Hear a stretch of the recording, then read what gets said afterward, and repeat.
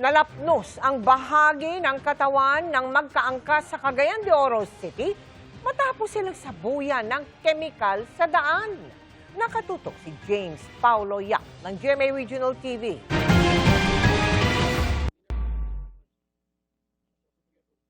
Umuusok pa ang jacket na nakasabit sa halaman matapos ang nangyaring insidente sa Cagayan de Oro City noong Lunes. Ang nasabing jacket, pagmamay-ari umano ng rider na makikita sa video na wala ng damit pang itaas. Ang kanyang angkas na babae nakatapis na lang ng tuwalya. Ayon sa pulisya, sa kwento ng dalawang biktima, may nag-overtake daw sa kanilang riding in tandem at sinabuyan sila ng kemikal. Nalapnos ang parte ng kanilang mukha at katawan. Tinulungan sila ng mga residente at binuhusan sila ng tubig. Ayon sa Cagayan de Oro City Police Office, wala daw nagpa-blatter o tumawag sa kanilang opisina kaugnay ng pangyayari na namonitor lang nila ito sa social media. Inutusan nila ang Carmen Police Station na mag-imbestiga. Kaya wala pa man kini na-report sa police station o wala po kini nagpa-blatter pa. So sa pagkakaroon, nag-schedule kani nga bubisita sa atong opisina. Sinusuyod na umano ng PNP ang mga CCTV footage malapit sa lugar upang makilala ang mga sospek. Sinusubukan pa naming kunan ng pahayag ang mga biktima. Naamang gyud tay naka-sector nga mga mobile patrols, especially pa doon sa kagubhiin na ato pod nang gipaningkamutan nga matap ang mga barangay nga makikiusap pod sa pag bisita sa ilang mga areas labi na kaning niit nga mga lugar. Mula sa GMA Regional TV at GMA Integrated News, James Paulo Yap, nakatutok 24 oras. Iginiit ng ICC Office of the Prosecutor na pinopondohan ang kanilang mga gastusin ng budget na aprobado ng isang assembly na binubuo ng mga kinatawan ng iba't ibang bansa. Tugon ito sa aligasyong ginastusan ng pera mula kay Zaldico ang mga tauhan ng ICC na nag-imbestiga sa Pilipinas. Nakatutok si Ian Cruz. The ICC investigators themselves committed graft and corruption. Dahil bakit hinayaan nilang lahat ng sasakyan, lahat ng pagkain, lahat ng accommodations nila ay sinagot ng mga tao na kilala naman nila na kalaban ng kanilang iniimbestigahan. Yan ang aligasyon ng abogadong si Attorney Levy Baligod nang humarap sa press conference kasama ang 18 dati umanong mga sundalo. Bintang ni Baligod, pinondohan umano ng pera mula kay dating Congressman Zaldico at dating Senador Antonio Trillanes ang mga taga-ICC na nagpunta dito sa Pilipinas para sa kanilang investigasyon sa mga insidente ng extrajudicial killings noong panahon ni dating Pangulong Rodrigo Duterte. Inilabas pa nila ang larawan ng ilan sa mga ICC investigators, pati na ang kanilang mga pangalan. Nauna nang itinanggi ni Trillanes ang paratang. Ngayon, ang Office of the Prosecutor ng ICC tumugon na rin matapos tanungin ukol dito ng GMA Integrated News. Ayon sa Office of the Prosecutor o OTP, ang kanilang mga aktibidad ay pinopondohan ng budget ng ICC na aprobado ng ICC Assembly of States Parties. Ang mga gastusin ng OTP prosecution at mga investigation activity ay saklaw ng budget na ito, alinsunod sa mga financial rules and regulations ng ICC. Confidential daw ang pangalan ng kanilang mga staff, pati na ang mga saksi, institusyon o organisasyon na kanilang kinausap. Mahalaga raw ito para maprotektahan ang integridad ng investigasyon at ang kaligtasan ng mga biktima, saksi, pati na ang kanilang mga staff. Pero may isa pang umaalma sa Office of the Prosecutor ng ICC. Kaugnay sa ipinakita nitong video sa Confirmation of Charges hearing. Ito yung panonood ni nooy Mayor Duterte ng CCTV ng pamamaril ng 3 umano'y Davao Death Squad member sa 3 magnanakaw sa Agdao Market sa Davao City noong December 4, 2013. What's interesting about this incident is that a few weeks later, after the murders, a video of Mr. Duterte watching the crime on CCTV was posted to YouTube. Yet, Mr. Duterte could not get this triple murder committed in a market in broad daylight with multiple eyewitnesses solved?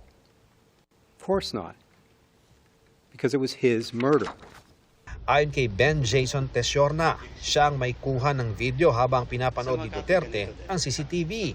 Pero ginamit daw ito ng ICC prosecution nang walang paalam. Wala raw siyang pinayagan mula ICC na gamitin ng video niya o i-broadcast ito at maski ang paglagay ng subtitles.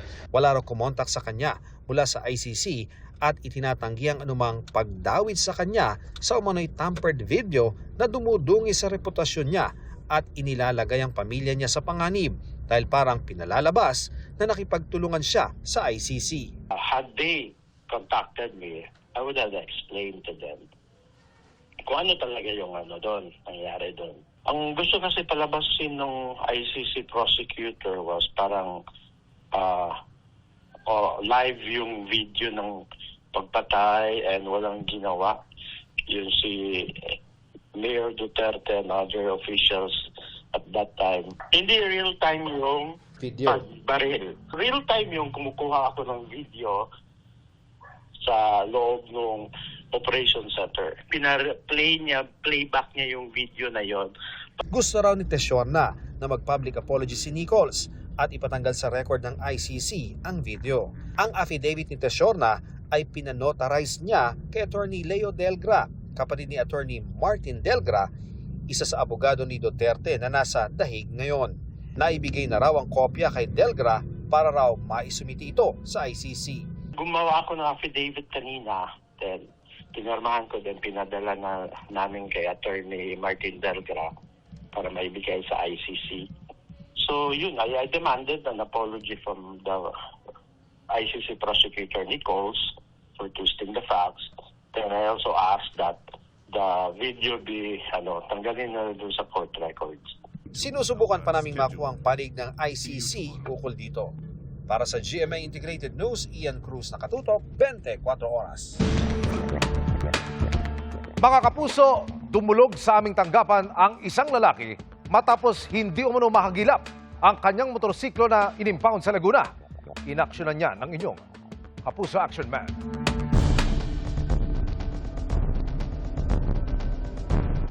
Marso 2025 pa lumabas ang kautusan ng Regional Trial Court ng Branch 108 sa Cabuyao City na maibalik ang nakumpiskang motorsiklo ni Celso.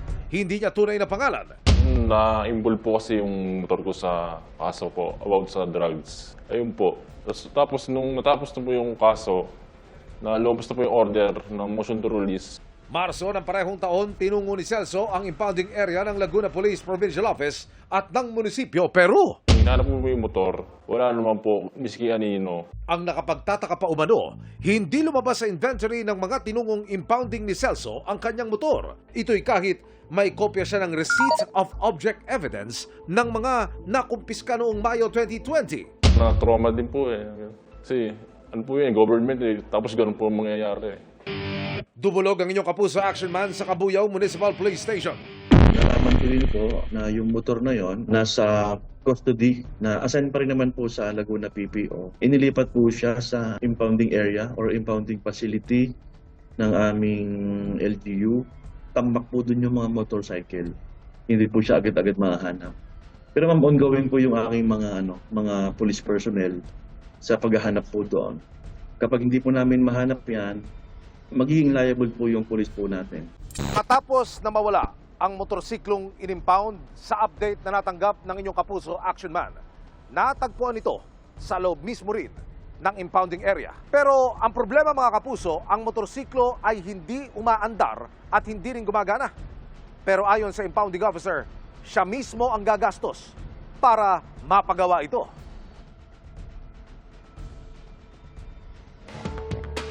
Mission accomplished tayo mga Kapuso. Para po sa inyong mga sumbong, pwedeng mag-message sa Kapuso Action Man Facebook page o magtungo sa GMA Action Center sa GMA Network Drive Corner, Samar Avenue, Diliman, Quezon City. Dahil sa anumang reklamo, pang-abuso o katiwalian, tiyak, may katapat na aksyon sa inyong Kapuso Action Man. Magandang gabi mga Kapuso. Ako po ang inyong Kuya Kim na magbibigay sa inyo ng trivia sa likod ng mga trending na balita. Tiyak magliliwanag ang inyong mga mata sa ulat namin ngayong gabi. Sa Cavite kasi may nabili raw na isda na umiilaw o nagliliwanag sa dilim. Bigyan natin ng paliwanag ang misteryo ng glow-in-the-dark galunggong. Sa isang palengke sa Dasmariñas, Cavite, nabili ni Marie Chris ang galunggong na ito. Na kapag daw nasa dilim, umiilaw o nagliliwanag. Nag-glow in the dark. Umiilaw siya. Nung nililinis ko na siya, napansin ko para siyang umiilaw. Blue-green siya na parang spot dot. Nagtaka ako. Ang ginawa ko, pinatay ko yung ilaw. Ayun, maliwanag talaga siya. Umiilaw siya. Sa kabila nito, ang galunggong kanya pa rin daw niluto. Pero Di ko nga lang siya kinain. Siyempre, natakot ako. Kasi first time kong makakita ng galunggong na may ganun nga. Pero bakit nga ba tila nag-glow in the dark ang galunggong na nabili ni Marie Chris? Kuya Kim, ano na? Ayon sa eksperto, ang pagliwanag o pag-ilaw ng isda maaaring dulot daw na tinatawag na bioluminescent bacteria. Klase ng mga living organisms na may mga capability na mag-emit sila ng cold light. Sila is naturally occurring sa ating mga karagatan.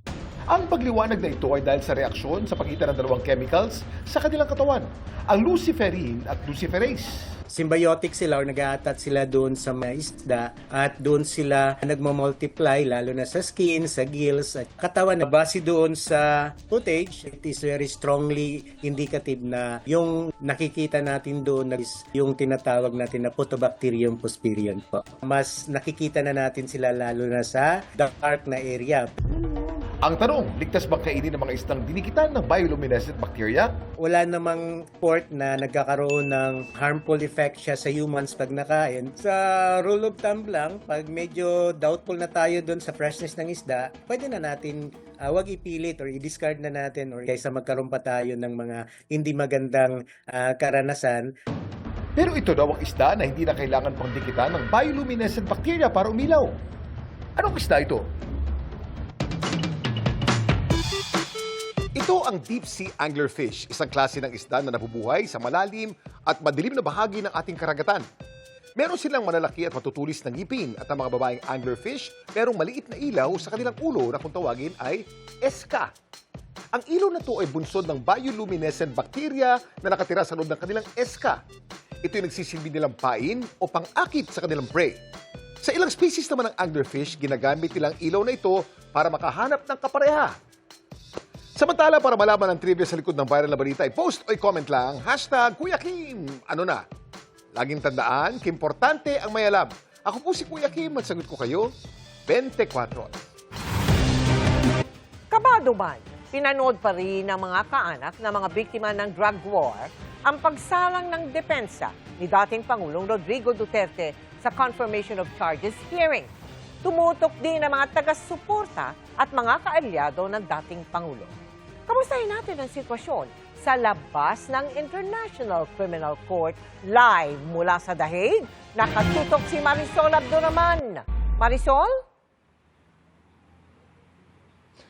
Mel, magkahalong emosyon nga ang naramdaman ng mga kaanak ng mga biktima ng di umano'y extrajudicial killing sa bansa sa pangatlong araw ng pagdinig ng confirmation of charges kay dating Pangulong Rodrigo Duterte. Maagang pumila kaninang umaga sa ICC ang mga manunood sa pagpapatuloy ng hearing sa confirmation of charges kay dating Pangulong Rodrigo Duterte. Kabilang sa mga ito ang mga kaanak ng mga biktima ng umano'y extrajudicial killings noong panahon ng dating Pangulo. Eminado silang may halong kaba ngayong ang depensa na ang sasala ngayong araw para magpresenta ng kanilang mga ebidensya. Ano ang kaba niyo? Siyempre sa mga sasabihin ko na kontra sa akin. Masakit po yun. Para po sa amin nakita yung evidence of meron ang prosecution and we're confident na magiging fair naman po yung process.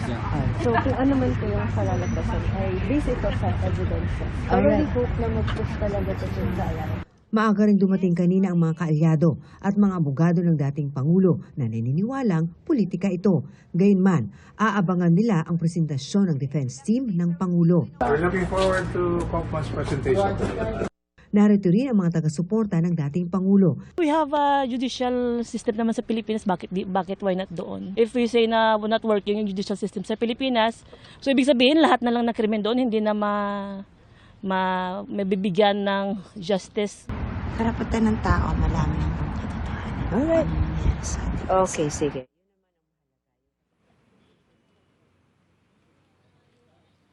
Mel, during the break, mabilis nating nakausap si Attorney Salpanelo na personal din na nag-observe doon ng pagdinig nitong confirmation of charges.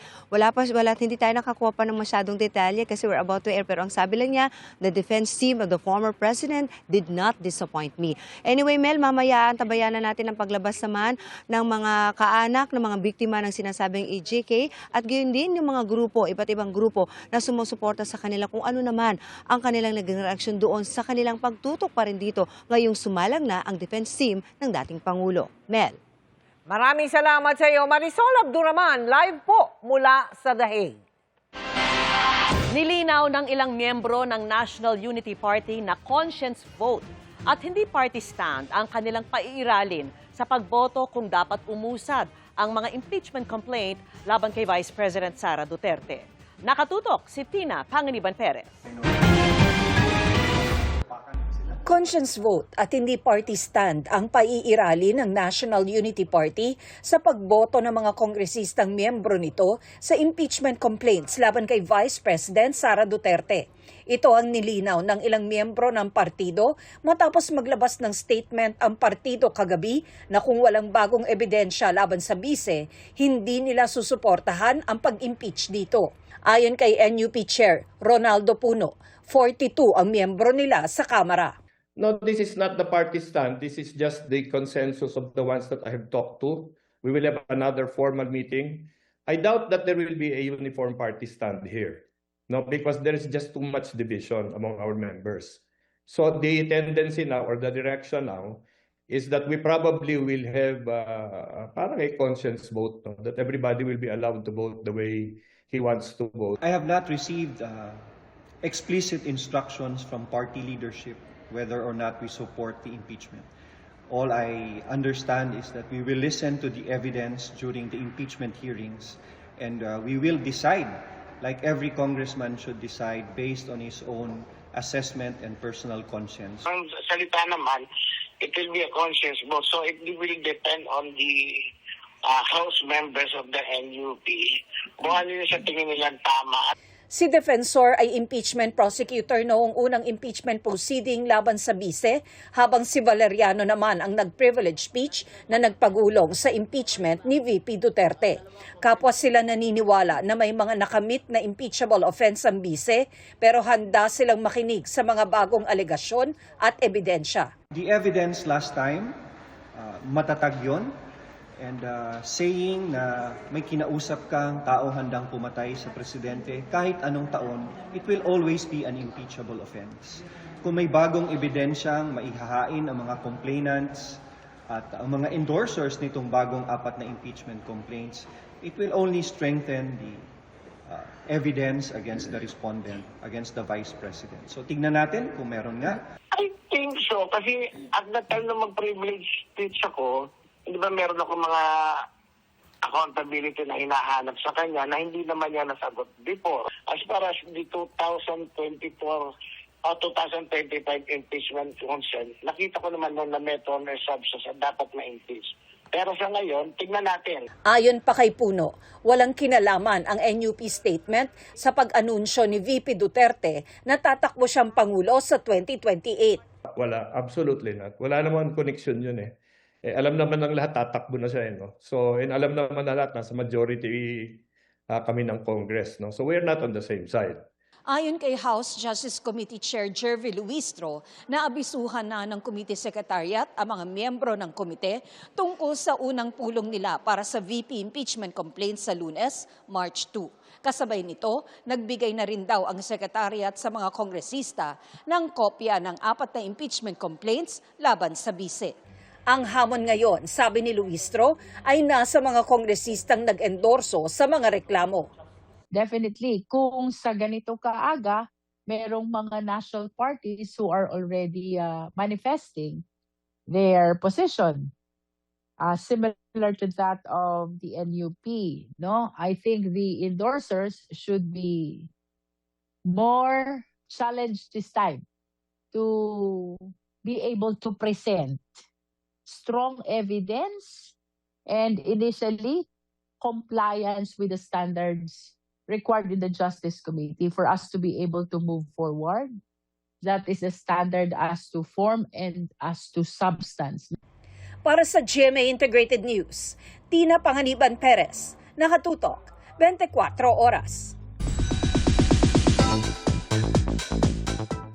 Bigumang mapasama sa Ultimate 8 ng PBB Celebrity Collab Edition 2.0, no regrets naman daw sina Marco Massa at Carmel Collado sa naging journey nila sa loob ng bahay ni Kuya. Si Carmel nga may tandem na tila nalayag ng maka-reunion si Anton Vinson. Makichika kay Aubrey Carampet. One step closer na sana to the big night, pero kahit hindi napasama sa Ultimate 8, panalo pa rin ang feeling ng latest evictees ng Pinoy Big Brother Celebrity Collab Edition 2.0 na sina Marco Massa at Carmel Collado.